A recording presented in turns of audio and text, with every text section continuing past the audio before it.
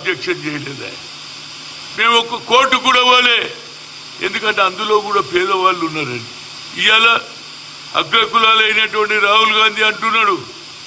అదేవిధంగా ఇవాళ రేవంత్ రెడ్డి కూడా అగ్రకులాల వాడైనా ఆయన కూడా పెట్టిండు కదా 42%. కనుక బడుగు బలైన వర్గాలకు నువ్వు అంటావు, నేను ఓబీసీని అంటావు, నీ చిత్తశుద్ధి ఏడున్నదో అక్కడ తెలుస్తుంది. ఎన్ని చెప్పినా మేము ఈసారిగిన రాకపోతే మా జీవితంలో ఎన్నడూ రాదుగా.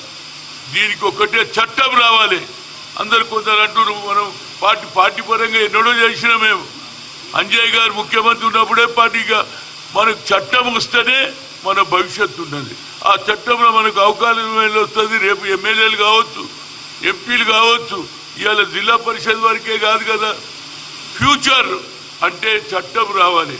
ఆ చట్టానికి కేవలం నాయకుడు ఎవరంటే ఒక పక్క రాహుల్ గాంధీ, ఇంకో పక్క నరేంద్ర మోడీ అడుగు ముందుకు వేస్తే మాకు న్యాయం జరుగుతుంది.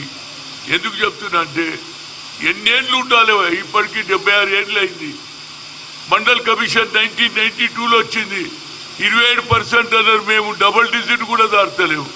కనుక నరేంద్ర మోడీ గారికి నేను యాజ్ ఓబీసీ కన్వీనర్గా గతంలో కూడా 3 సార్లు కలిసిన.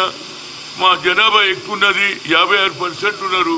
మాకు సెపరేట్ మినిస్ట్రీ అంటే అది ఇయ్యలే, క్రిమిలైన్ ఎత్తేయమంటే అది ఇయ్యలే, ఆఖరి కులగన చేయమంటే చేయలే. కానీ ఇవాళ అగ్ర కులాల్లో పుట్టిన రాహుల్ గాంధీకి ఆలోచన తెలంగాణలో ఈ 42% అయింది. అదేవిధంగా మీరు 69% తమిళనాడులో ఇస్తున్నారు, వాళ్ళు నడుపుకుంటున్నారు. మాకు ఎందుకు అన్యాయం చేస్తావు నరేంద్ర మోడీ? ఇవాళ అందరు నాయకులు, ఇవాళ ఆయన ఎవరు బీజేపీ అధ్యక్షుడు, ఆయన కూడా చెప్పాడు మేము మద్దతు ఇస్తా అన్నాడా లేదా? మరి అందరు మద్దతు ఇస్తా అంటున్నారు, కానీ మరి దీనికి ఎక్కడ ఆపుతున్నారు? దీనికి ఆపడానికి కారణం ఒకటే, బిల్లు పెట్టినప్పుడు ఆయన తప్పనిసరిగా నరేంద్ర మోడీ బీజేపీ వాళ్ళకి ఎక్కువ ఎంపీలు ఉన్నారు కాబట్టి వాళ్ళందరూ మద్దతు ఇస్తే మా భవిష్యత్తు బాగుంటుంది. దీనికి నేను రాజకీయంగా ఎవరినేమన్నా ఆలోచన చేయండి. రవయ్యాల నక్సలైట్ల మార్పు వచ్చింది, ఎవడన్నా అనుకున్నాడా? AK-47 ఇచ్చేస్తున్నారు. మేము మెయిన్ స్ట్రీమ్లో బతుకుతాము, మా భవిష్యత్తుకి వద్దు. సోషల్ జస్టిస్ కావాలంటే ఈ ప్రభుత్వాల ద్వారానే అవుతుందని బందూకులు ఇడిచిండ్రా బాబు నరేంద్ర మోడీ. ఇవాళ వాళ్ళలో మార్పు వస్తుంది. ఇందిరాగాంధీ ఎందుకు ఇచ్చింది? భూ సంస్కరణ ఎందుకు అమలు చేసింది? దున్నేవాడికి ఎందుకు ఇచ్చింది అంటే ఆనాడు దొరల దగ్గర 500 ఎకరాలు 1000 ఎకరాలు భూమి ఉంటే దొరల దగ్గర వాళ్ళ దగ్గరికి వెళ్ళి తీసుకొని ఇచ్చిందా లేదా? కీసర దారిలో కూడా ఇచ్చింది. 1981లో 94 ఎకరాలు ఎస్సీలకు ఇచ్చింది. కనుక ఈ ఆలోచన నరేంద్ర మోడీలో రావాలి. రాజకీయాలు ఉంటాయిరా భయ్, కానీ ఒకసారి పేదవారికి అన్యాయం జరుగు. అందుకు కూడా చూడు, మేమందరం ఓటర్లం రా బాబు. మేము ఎవరికి గెలవాలన్నా SC ST OBC minority vote పడితేనే గెలుస్తారు. మీ అగ్రకులాల సంఖ్య ఆయన మా రాహుల్ గాంధీ చెప్పిండు 10% ఎంజాయ్ చేస్తున్నారు, 90%కు అన్యాయం జరుగుతుందని చెప్పాడు. ఈయన ఉద్యోగాలలో ఇవాళ జ్యుడిషియర్లు ఎవరున్నారా? పేరుకు ఒక్కడో ఎస్సీ ఒక ఉన్నారు. జ్యుడిషియరీ అంతా అగ్రకులాలు ఆక్యుపై ఉన్నది కాబట్టి వాళ్ళు ఎట్లనన్నా మాకు రానియరు. కనుక Narendra Modi as a OBC MPs కన్వీనర్గా నేను నీకు ఎన్నోసార్లు కలిశాను, పార్లమెంట్లో కలిశాను, ఎంపీలతో కలిశాను. ఈసారి మాకు న్యాయం చేయమని కోరుతున్నా. ఇది అయ్యే వరకు నో క్వశ్చన్ ఆఫ్ చేంజ్.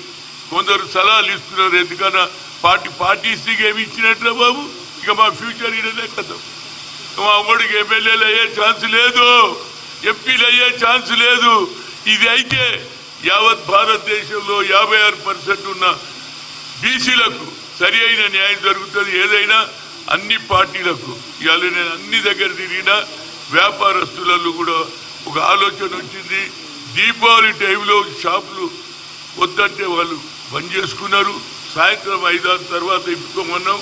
వారందరూ కూడా బంగారం షాపులు కానీ, అదేవిధంగా బట్టల షాపులు కానీ, చిన్న చిన్న యూఎన్ పెట్రోల్ బంకులు కూడా కొన్ని అన్ని బంద్ చేసుకున్నారు.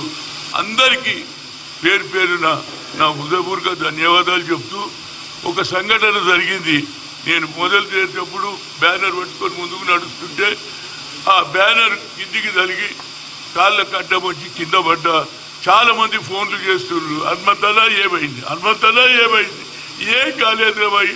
అమ్మవారి దయ, మహంకాళి దయ, బడుగు బలైన వర్గాల దయ వల్ల ఏమి జరగలే. ఆ అమ్మవారికి కొడుతున్నా.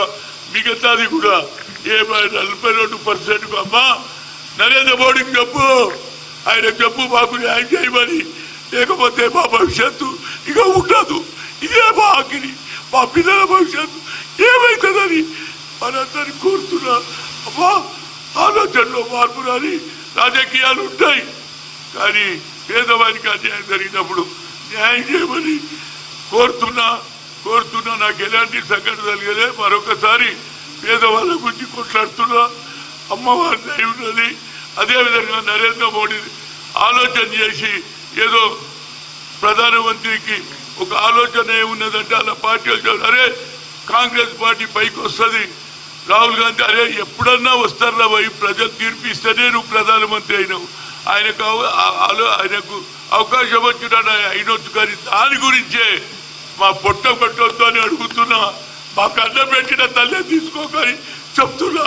ఇప్పటికన్నా దయచేసి మా 42% పార్లమెంట్లో బిల్లు పెడితే అన్ని రాష్ట్రాలలో మా బీసీలకు న్యాయం జరుగుతుంది. అప్పుడే మా భవిష్యత్తు బాగుంటుంది. పేదవాడికి కూడా ఈక్వల్గా రైట్ ఉన్నది. కొన్ని రాష్ట్రాలలో ఇంప్లిమెంట్ అవుతుంది. మా దగ్గర అన్ని విధాలు చేసినాం. కొందరు పని కట్టుకొని ఏదో ఒకటి మాట్లాడి దీన్ని ఆపడానికి ప్రయత్నం చేస్తున్నారు మిత్రులారా. కానీ ఈ బంద్లో మాత్రం నేను అన్ని పార్టీలను అప్రిషియేట్ చేస్తున్నా. అది బీఆర్ఎస్ కావచ్చు, బీజేపీ కావచ్చు, సిపిఐ కావచ్చు, సీఎం కావచ్చు, ఆమ్ ఆద్మీ పార్టీ అందరు సపోర్ట్ చేసి వారందరికీ హృదయపూర్వక ధన్యవాదాలు. ఇది సాధించినాడే 42 వచ్చినాడే మా ఫ్యూచర్ ఉంటుంది. లేకపోతే మా ఫ్యూచర్ ఇప్పటికే కిమిలైన్ పెట్టి మా పిల్లల భవిష్యత్తు కొడుకు లేదు. 80,000 యాన్యువల్ ఇన్కమ్ దాటంగానే మా పిల్లలకు భవిష్యత్తు లేదు, ఉద్యోగాలు రావు. మా ఉద్యోగాలు ఖాళీ కూడా మళ్ళీ అగ్రకులాలకి పోతున్నారు. అదే ఎస్సీ